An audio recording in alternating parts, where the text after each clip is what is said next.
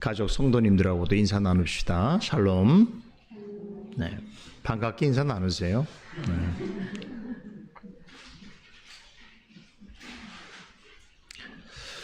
자, 오늘 잠언 말씀 보겠습니다. 잠언은 31장 1절 2절 두 절만 보겠습니다.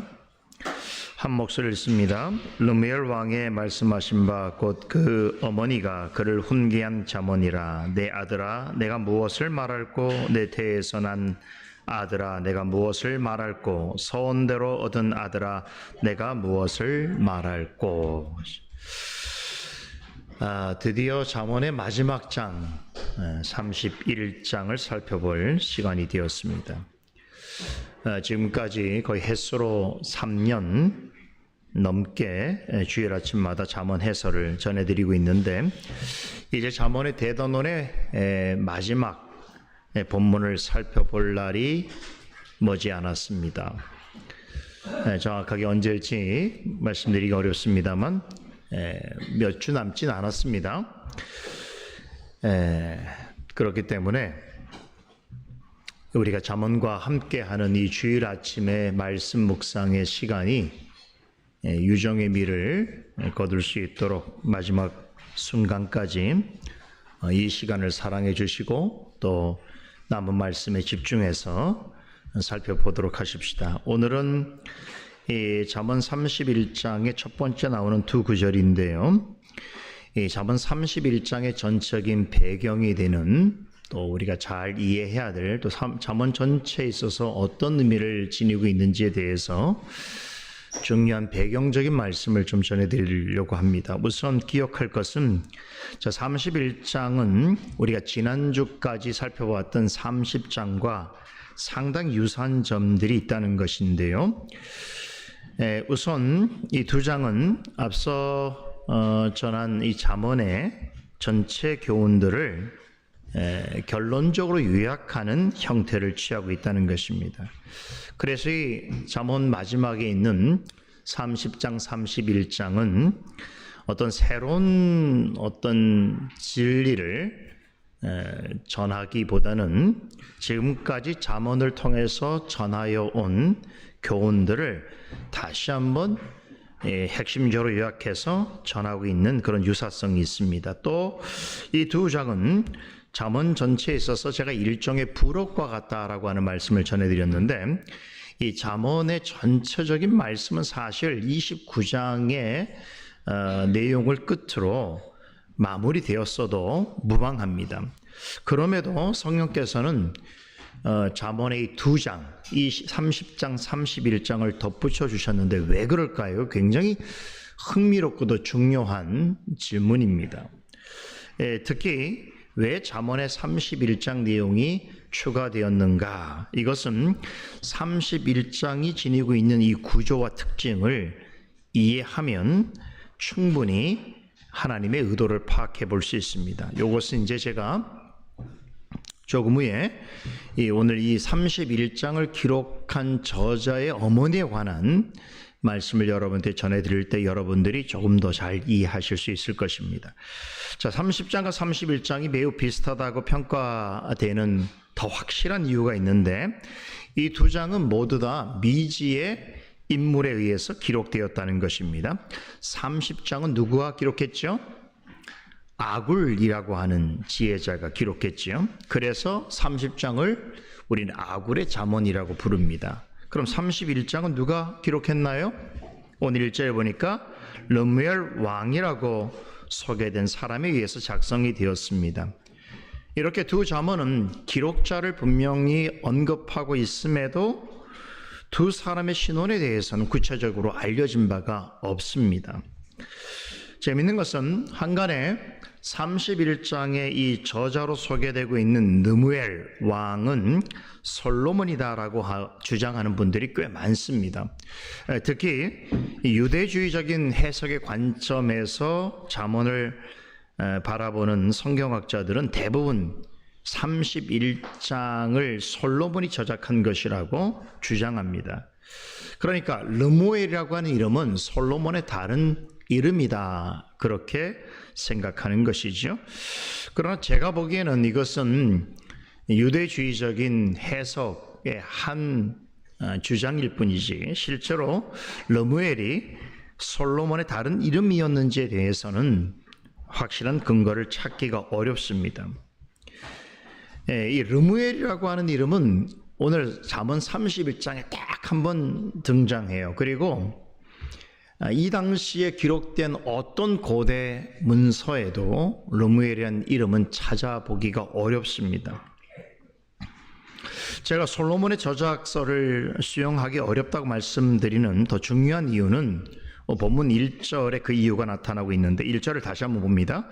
르무엘 왕이 말씀한 바 곧 그의 어머니가 그를 훈계한 잠언이라 라고 하는 말씀이죠. 이것은 31장의 전체 표제와 같은 내용이지요. 이 표제에 따르면 31장에 기록된 교훈은 르무엘 왕의 교훈이 아니라 그의 어머니가 그에게 가르치고 훈계한 것이라고 말합니다. 즉, 이 31장의 교훈을 기록으로 남긴 사람은 르무엘 왕이지만 여기에 기록된 교훈은 그의 것이 아니라 자신의 어머니로부터 들은 훈계의 가르침이라고 하는 것을 분명히 밝히고 있습니다. 우리가 일반적으로 잠언에 명칭을 붙일 때는 기록자 이름을 따서 아까 말씀한 아굴의 잠언 혹은 르무엘의 잠언 이렇게 붙이는 것이 관례인데 그런데 실제로 이 31장은 르무엘은 사람이 자신의 교훈을 우리에게 전하는 것이 아니라 그가 자신의 어머니에게 들은 훈계의 교훈을 기록하여 전하고 있다는 것입니다. 그런 점에서는 르무엘의 잠언이라고도 말할 수 있겠지만 르무엘 왕의 어머니, 모친의 교훈이다 이렇게도 볼 수 있는 것이지요. 자, 그렇다면 그의 어머니는 누굴까요? 모르죠. 우리가 르무엘 왕도 모르는데 그의 어머니에 대해서 알 길은 없습니다.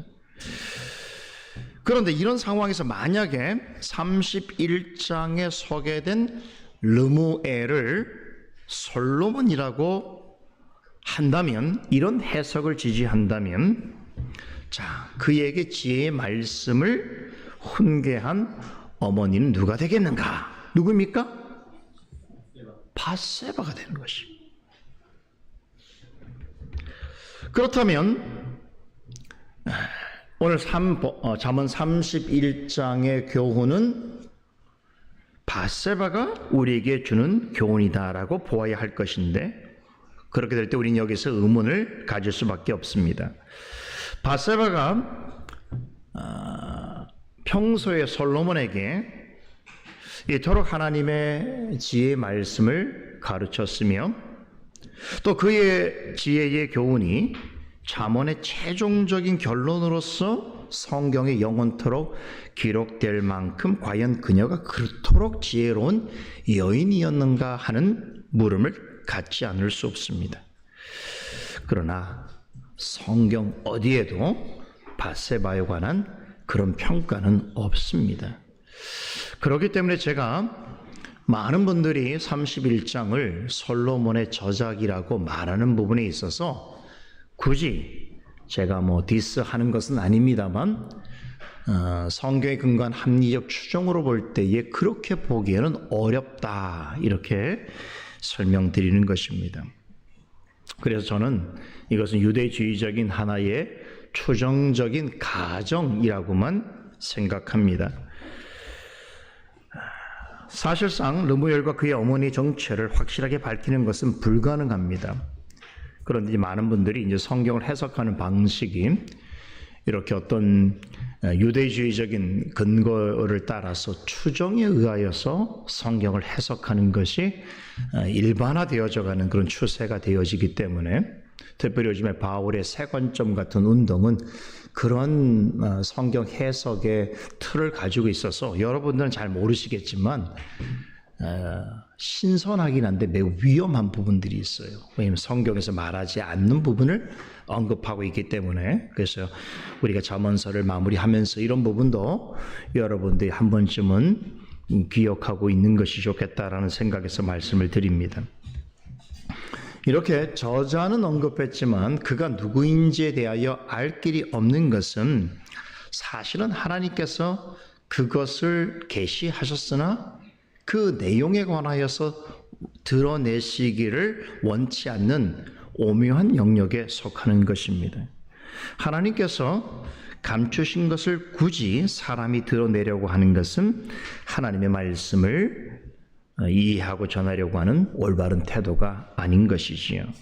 그들이 누구이든 간에 중요한 것은 성령께서 그들을 통해서 전달하고자 하시는 교훈이 무엇인가를 우리가 잘 알고 깨닫는 것일 텐데, 자, 오늘 본장의 저자에 관한 이 말씀은 이 정도로 하고 이제 30장과 31장의 연관성에 대해서 한 가지 더 추가해서 설명드릴 내용이 있습니다.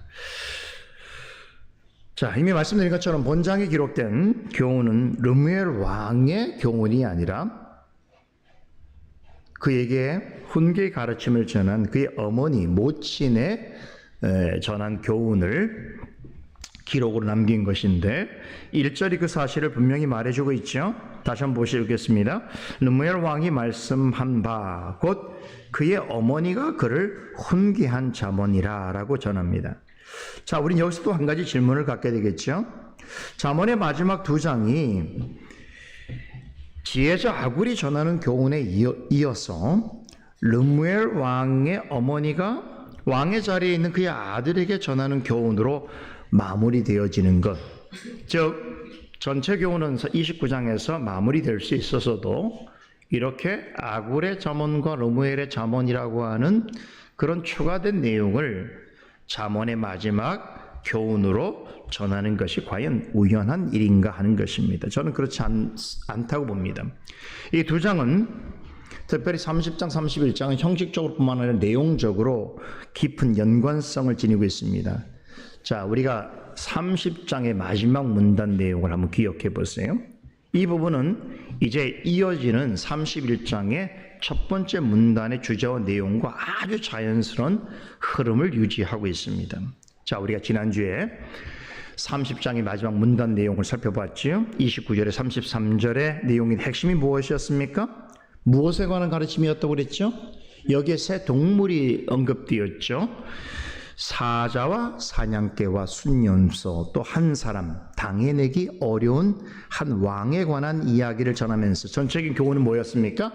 위풍당당한 모습으로 살아가야 하는 성도의 자태에 관한 교훈이었습니다. 일종의 비유죠. 이 땅에서 불의하고 부정하고 부조리한 것이 넘치는 세상 가운데에서 하나님의 백성은 어떻게 살아야 하는가?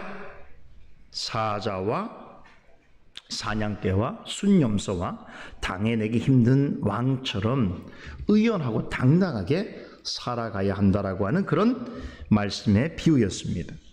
비록 성도는 이 땅에서 나그네와 행인 같은 취급을 받지요. 그러나 영적이고 신령한 차원에 있어서는 하나님의 자녀로서 왕 같은 제사장의 신분을 지니고 있다는 것을 항상 기억해야 한다는 것입니다. 그러므로 이 세상에서 믿음으로 살아갈 때에 많은 어려움과 괴로운 일들이 있을지라도 하나님 앞에서는 적어도 신령하고 거룩한 일에 있어서는 왕 같은 제사장 같은 존재이기 때문에 우리가 이 세상에 대하여 또 하나님을 알지 못하는 자들에 대하여 당당하고 의연한 모습으로 용기 있고 기쁘게 살아가야 한다는 것이 이 잠언 30장의 마지막 문단에서 강조하는 핵심적인 교훈이었습니다. 자, 기억들 나시죠?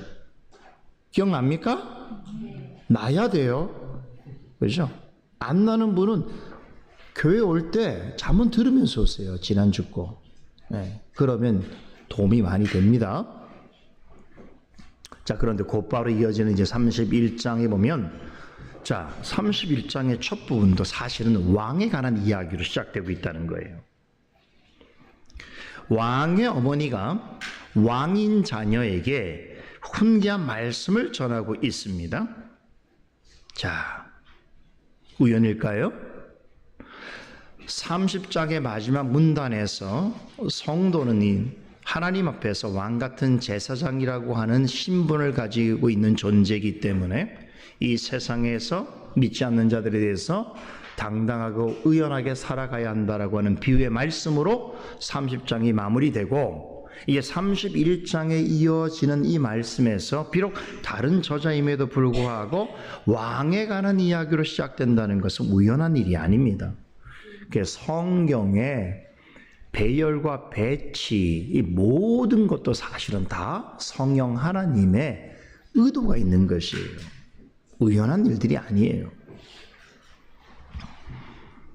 마치 놀라운 것은 느무엘 왕이라고 하는 사람이 아굴의 잠언의 내용이 무엇인지를 알고서 자신의 이야기를 기록한 것 같은 느낌이 들 정도로 놀라운 일체성을 갖고 있다는 것이죠. 그래서 30장의 메시지를 이해하지 못하면 31장에서 갑자기 왕에 관한 언급이 나오는 것이 다소 뜬금없는 내용으로 이해될 수도 있겠고, 30장과 31장이 아무런 관련성이 없는 것처럼 어떤 별도의 교훈을 전하는 것으로 생각하게 될 수도 있습니다. 하지만 30장과 31장은 왕에 관한 교훈으로 연결되어 있습니다. 말씀드린 것처럼 느부엘 왕이 앞서 아굴이 전한 교훈을 알고 쓴 것처럼 두 장은 왕에게 주는 가르침으로 이어져 있습니다. 30장의 마지막 교훈이 하나님의 자녀는 신령한 차원에서는 왕 같은 제사장이라고 하는 신분을 가진 하나님의 자녀는 매우 특별한 존재다라고 하는 사실을 강조했다면, 이어지는 31장은 왕 같은 제사장으로서 그런 영적인 신분을 가진 자로서 구체적으로 어떻게 무엇을 듣고 어떻게 행해야 할지에 대해서 설명하고 있는 것입니다. 자, 이런 의도가 본문 2절에 잘 반영되어 있습니다. 2절을 보겠습니다. 느무엘 왕의 어머니는 왕에게 이렇게 말합니다. 내 아들아, 내가 무엇을 말하랴? 내 태에서 난 아들아, 내가 무엇을 말하랴? 소원대로 얻은 아들아, 내가 무엇을 말하랴? 라고 거듭해서 묻습니다. 1절에서 느무엘 왕이 지금부터 전하는 교훈은 자신의 어머니가 자신에게 훈계한 잠언이라고 밝혔듯이, 2절에서는 자신의 어머니가 전한 말을 그대로 증거하고 있습니다. 느무엘 왕의 고백에 따르면 자신의 어머니가 전해준 잠언은 곧 자신의 말이 아니라 하나님이 전해주신 지혜의 말씀이라는 것입니다. 그러니까 잠언의 마지막 장인 31장은 지혜의 여인이 전해주는 가르침으로 잠언 전체의 교훈을 마무리하고 있습니다. 자, 이 구조 자체가 잠언 전체를 이해하는 데 있어서 굉장히 중요한 의미를 지니고 있다는 것이에요. 자, 우리 잠언의 첫 장의 내용은 뭘로 시작됩니까? 다윗의 아들 솔로몬이 전하는 잠언이라고 하는 표제어로 시작이 되거든요. 이게 잠언 1장의 첫 구절의 내용이에요. 그런데 마지막 장인 31장의 내용은 느무엘 왕의 어머니가 그의 아들인 왕에게 훈계를 주는 잠언의 말씀으로 마치고 있다는 것이. 자, 그러니까 1장도 잠언의 첫 장도 왕이 주는 잠언의 말씀을 시작하고, 잠언의 맨 마지막 내용도 왕의 어머니가 왕에게 주는 잠언의 내용으로 맞추고 있다는 거예요. 이게 잠언 전체의 큰 중요한 구조예요.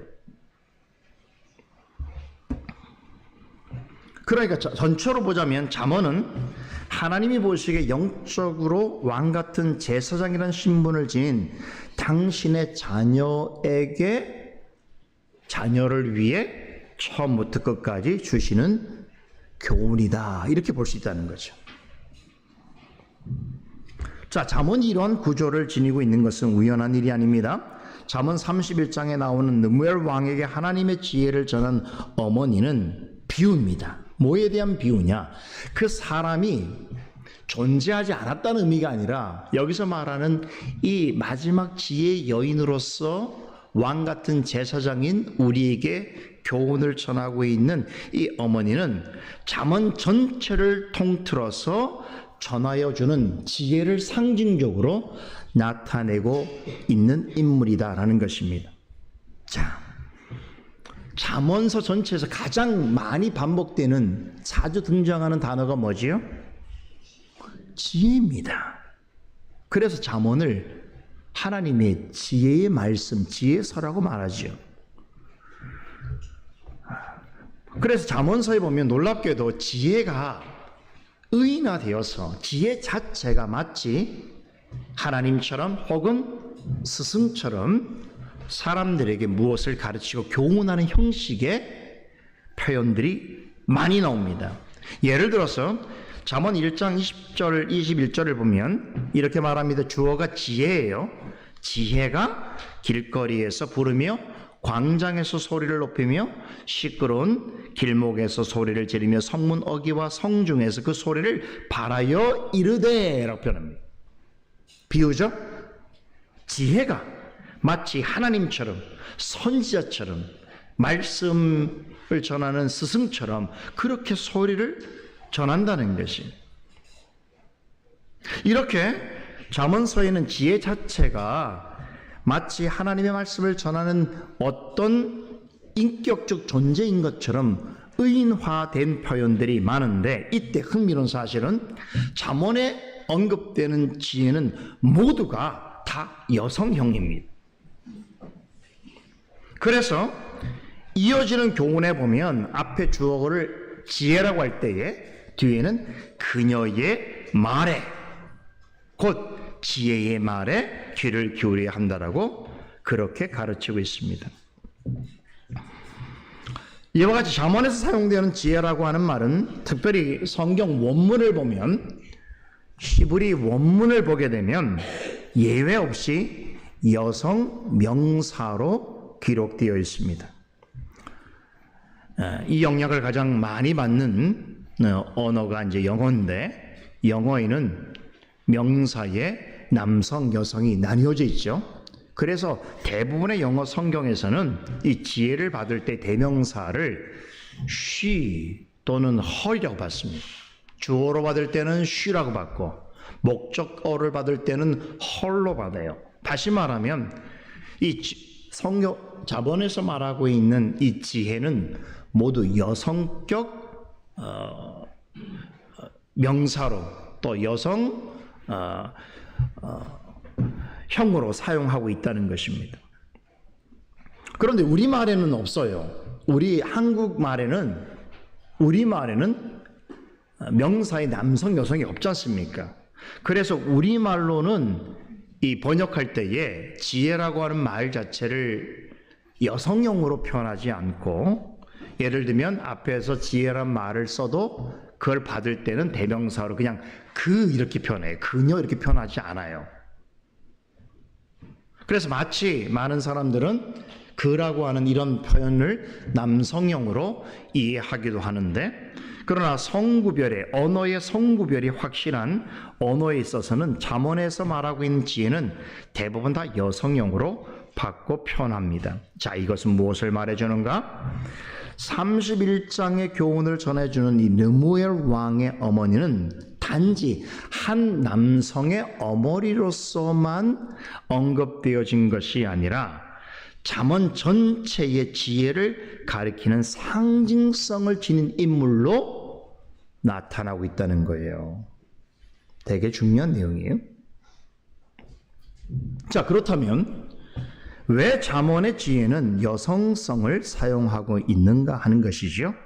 다시 말해서 왜 지혜를 남성이나 중성으로 표현하지 아니하고 어머니나 혹은 현숙한 여인 같은 이미지를 지닌 여성형으로 표현하고 있는가라고 하는 질문을 가져야 하는 것이, 이 부분에 있어서 대단히 감사하게도 우린 지난주 창세기 17장 강설에서 하나님께서 아브라함에게 처음으로 가르쳐 주신 당신의 이름에서 그 합당한 답을 찾아볼 수 있습니다.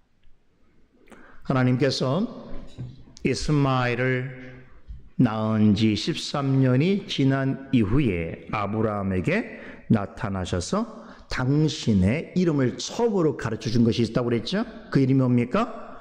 엘샤다이, 곧 전능한 하나님입니다. 아브라함이 99세 되던 해에 다시 나타나신 하나님은 그와 그의 아내뿐만 아니라 모든 믿는 자들에게 당신이 어떠하신 분이신가를 설명해 주시는 그러한 이름을 새롭게 계시해 주셨습니다. 엘샤다이라고 하는 하나님의 성호인데, 이 이름에는 당신의 백성과 약속한 것은 무엇인지 반드시 이루시고야 마신다라고 하는 하나님은 무한한 능력을 지니신 분이시다라고 하는 것을 표명하신 동시에 그 능력을 나타내실 때에 어머니가 자녀를 대하는 깊고 진한 사랑으로 행하시는 분이시라는 것을 알려주는 하나님의 성호인 것이죠. 잠언에서 전하는 지혜를 여자의 성과 어머니 인격으로 나타내는 것도 바로 이런 맥락에서 이해할 수 있다는 것이. 왜 하나님을 표현할 때 하나님은 여성형으로 사용하지 않습니다. 히브리어에서는 남성형으로 씁니다. 그러나 때로는 지혜라고 하는 하나님을 상징하는 지혜를 나타낼 때에 굳이 여성형으로 사용하시는 이유가 엘사다이라고 하는 하나님의 성호 속에 나타난 아버지이시며 어머니와 같은 분이신 하나님이라고 하는 개념을 통해서 이미 다 드러나고 있다는 거예요. 그래서 하나님을 상징하고 의미하는 지혜라고 하는 단어를 여성형으로 사용하는 것 또한 하나님께서, 능력의 하나님께서 우리를 어머니처럼 보호하시고 함께 하시며 사랑하시는 하나님의 속성을 드러내는 부요한 하나님의 뜻이라는 것이. 본성상 부패한 사람은 하나님의 지혜를 받을 수도 이해할 수도 없습니다. 왜 그렇습니까? 이 지혜는 본질적으로 하늘에 속한 것이기 때문입니다. 그러기에 하나님께서는 우리에게 당신의 지혜를 전하고 가르쳐 주실 때에 어머니나 또는 현숙한 여인처럼 못난 자녀와 부족한 남편을 끝까지 품고 이해하는 지혜롭고 매력적인 인격을 가진 여인처럼 우리에게 다가와 주셔서 친근하게 전해주시고 가르쳐주시고 설득하신다는 것이. 여러분, 어머니가 어떻습니까? 아무리 자식이 못나고 지혜가 없다고 하더라도 어머니는 언제나 그 자식을 가슴에 품고 그 자식을 위하여 자신의 가장 좋은 것을 아낌없이 나눌 수 있는 유일한 인격적 존재가 어머니 아니겠어요? 그런 어머니의 심정으로 능력을 베푸실 뿐만 아니라 잠언의 지혜를 기록하여 우리에게 주셨다, 이 말입니다. 잠언에서 말하는 지혜가 여성형으로 표현된 것과 잠언의 마지막 장의 내용이 어머니가 자녀에게 주는 교훈의 형태로 기록되었다는 것은 바로 우리가 지난 주일에 창세기 말씀을 통해서 배운 바 있는 엘샤다이 하나님의 성품과 일치하는 것이다 라는 거죠. 와, 지금 같은 해석은 창세기 강해를 솔리데오 글로리아 교회에서 창세기 강서를 듣지 않은 분은 이해하기 어려운 거예요. 절묘하지요? 기묘하지요? 표정을 좀 봅시다. 여러분들 하나님 말씀을 좀 배우면서 이렇게 좀 알아가는 게 있으면 표현을 좀 하세요. 왜 이렇게 감탄을 안 해요? 나는 되게 감탄하는데. 여러분 몫입니다.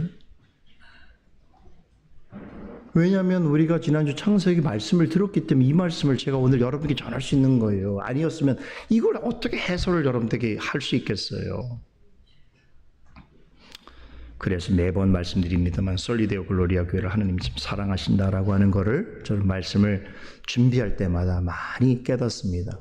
제가 계획하진 않았어도 절묘하게 말씀을 통해서 우리가 아침에 잠언 말씀, 또 예배 시간에는 창세기 말씀, 또 오후에는 여러 다른 말씀을 할 때 그 말씀의 어떤 연관성을 갖게 되는 것이 다 하나님의 은혜지요.